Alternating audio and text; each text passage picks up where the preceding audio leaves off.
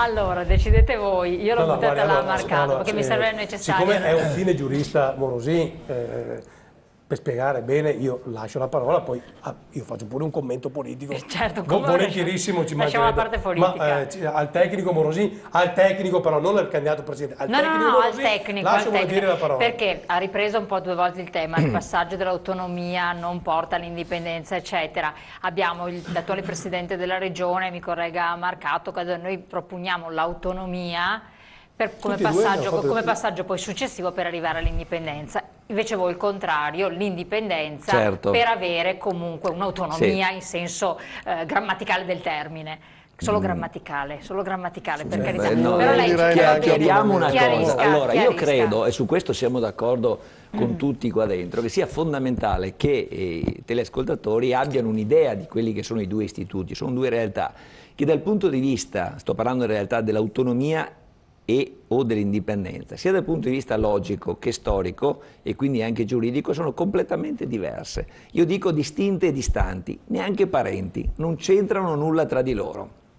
L'autonomia, come dice la parola, è l'esercizio di una facoltà, di un potere, di uno spazio di amministrazione relativamente ad un potere che appartiene allo Stato e che lo Stato, in quanto titolare del potere, trasferisce nella misura in cui ritiene, quando ritiene, con le modalità che ritiene, agli enti territoriali, che possono essere i comuni, per le competenze dei comuni, alle province, per quello che è rimasto delle province, alle regioni nel caso nostro. E quindi è un qualcosa che appartiene allo Stato. E in una sentenza, la numero 365 del 2007, tanto se quale telespettatore vuol dire, la Corte Costituzionale ha proprio parlato dell'autonomia e dell'indipendenza dicendo che l'Endia dice le due parole, in realtà sono un ossimoro, uso le parole difficili, le due parole sono una contraddizione in termini, non hanno parentela, non hanno comunanza, per la ragione che stavo spiegando, che appunto l'autonomia è qualcosa che viene data agli enti locali da uno Stato, da un potere centrale che ne è titolare e quindi va riconosciuto come tale. E se la può prendere e dare a seconda delle circostanze, delle necessità. Quindi è una cosa che appartiene allo Stato. Non è una cosa. Quindi chi invoca l'autonomia, per completare il ragionamento sul tema, sa che ha a che fare con una posizione per la quale deve chiedere. Io dico deve questuare, deve pietire, deve invocare all'autorità centrale in ginocchio, andando a Roma costantemente, una cosa avvilente, una cosa umiliante. Bellati, sarà umiliante, allora, avvilente, perché la tenga presente, e concludo il ragionamento che spero sia apprezzato dai telespettatori, ma lei fa bene a sottolineare questi aspetti, che chi parla di autonomia, e questa è una nota sempre tecnica, evidentemente, parla di un qualcosa che non è più attuabile, perché? Faccio solo un esempio, il più clamoroso. 20 giorni fa il Parlamento italiano, in sede di revisione della Costituzione, ha ridotto le competenze amministrative, ha previsto di ridurre, perché non è ancora, deve fare due votazioni, di ridurre le competenze amministrative delle regioni in 20 aree che attualmente sono di competenza regionale. E nel dubbio ci ha anche introdotto la cosiddetta clausola di supremazia dello Stato. Nel dubbio. Ergo, chi parla di autonomia parla di una cosa che sta scemando, si sta allontanando dal Veneto, da tutti i territori, dagli enti locali,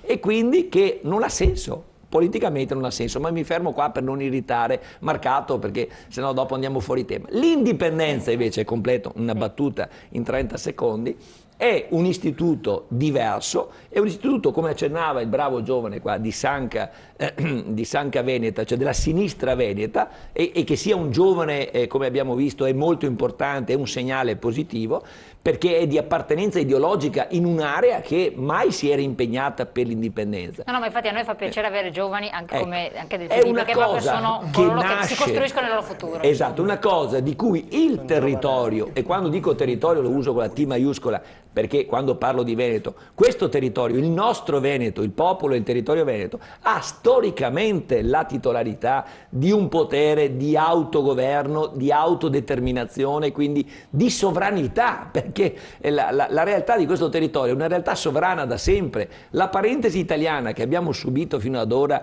con una esperienza del tutto negativa deve essere una parentesi che si chiude prima possibile.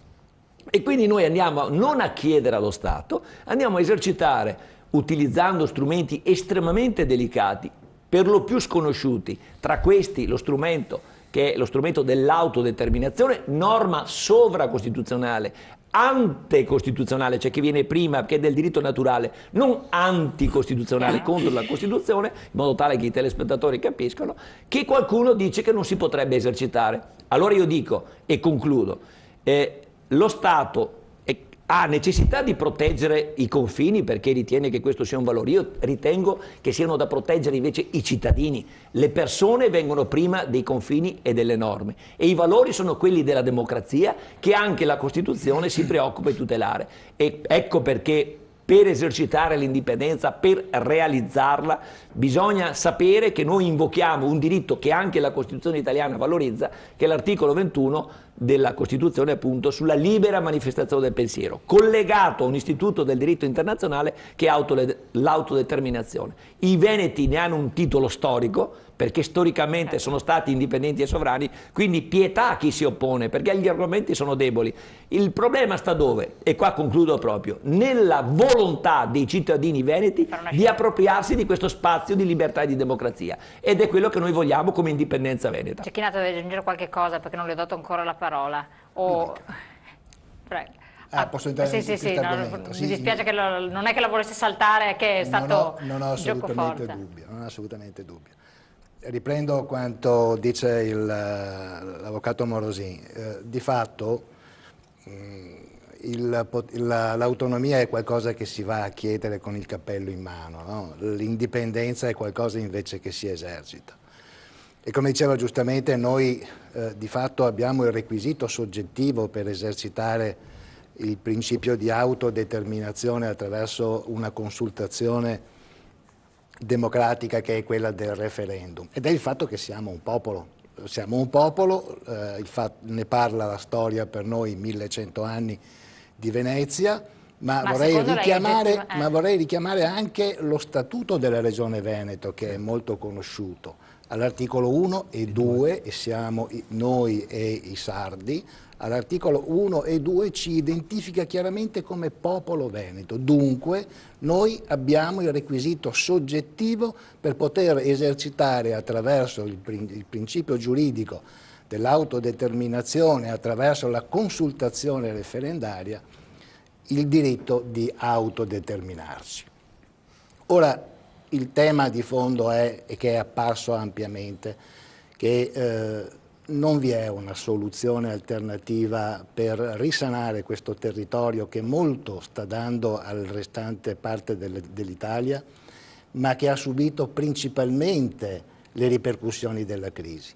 E questo è dato, Bellati lo conosce benissimo, no? Se noi andassimo a vedere per esempio la percentuale di spesa pubblica nei diversi territori italiani, scopriremmo che il PIL di aree territoriali che naturalmente si concentrano dal centro-sud sono rappresentati principalmente dalla spesa pubblica. Esatto, questa è la ragione per la quale tutti coloro che, e voi lo sapete benissimo, quei messaggi che arrivano eccetera, conoscono la situazione e dicono: e quando mai lasceranno che questa ricchezza se ne vada per conto suo? Quando mai? Tutti hanno una consapevolezza storica.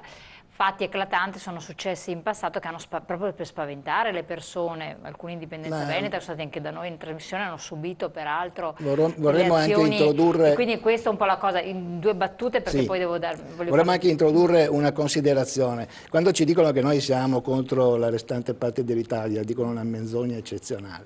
In realtà il modello che andiamo a propugnare, cioè una diffusa indipendenza che noi auspichiamo anche per le altre aree territoriali italiane, per arrivare semmai a una forma di federazione vera dell'Italia composta da stati realmente sovrani e indipendenti, sta nel fatto che laddove c'è economia pubblica c'è gestione del denaro a cura dei politici. I politici sono sensibili solamente ad una cosa, al consenso, e utilizzano l'economia pubblica per perpetuarsi eternamente. Quindi se noi sottraiamo il denaro e sottraiamo quindi la possibilità per certo connubio insano di politica e impresa, perché certa impresa è tutelata anche in questo senso, se noi rompiamo questo connubio insano restituiamo finalmente anche ai cittadini del Sud la dignità di scelta dei loro rappresentanti politici sulla base del merito e non della connivenza. chiarissimo. Voglio dare la parola adesso esponente del PD, dei giovani, che l'ha chiesta anche prima, Sì, così però dico io solo- le do un bel po' di tempo, cioè un bel po' di tempo relativo. Pubblicità e poi torniamo insieme, così può parlare con tranquillità, se no è sempre Perfetto, quest'ansia dei minuti. Prego.